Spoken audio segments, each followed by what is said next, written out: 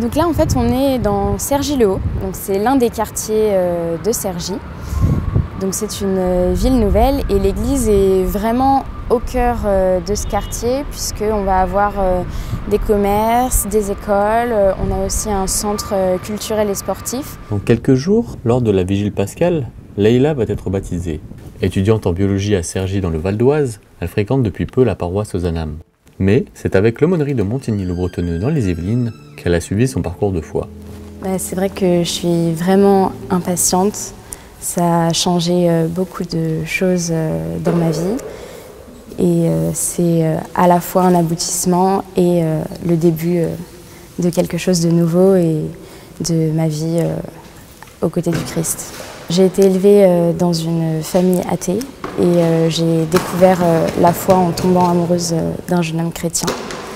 Et donc j'ai découvert le Christ par lui et ensuite par de très belles rencontres et notamment par l'aumônerie de Saint-Quentin en Yvelines. Et ça a amené énormément de joie dans ma vie et ça m'a donné la force de réaliser des choses dont je pense que je n'étais pas capable avant. Donc c'est vraiment une grande joie pour moi de faire bientôt partie de la grande famille des chrétiens. L'aumônerie, c'est l'occasion de rencontrer des jeunes qui sont animés de foi et de joie et avec tout l'enthousiasme que la jeunesse peut apporter.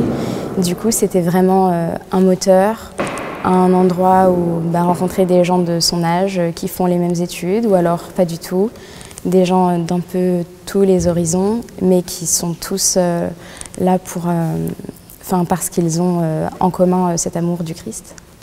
Je pense qu'on peut trouver beaucoup de charme dans les églises nouvelles et on a beaucoup de chance qu'elles soient là au cœur des villes nouvelles et de ne pas être obligé forcément d'aller à la campagne pour trouver de belles pierres et d'anciennes églises.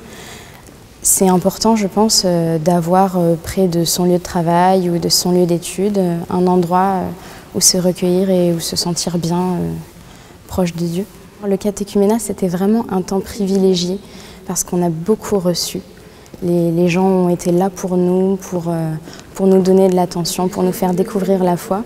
Mais aujourd'hui, ça va être à nous, fort de l'élan du baptême et de la grâce que Dieu va nous donner ce jour-là, pour justement rayonner, donner, essayer de faire partager toute la joie qu'on aura reçue et puis pourquoi pas d'épauler d'autres jeunes qui seraient tentés par cette belle aventure qu'est le baptême.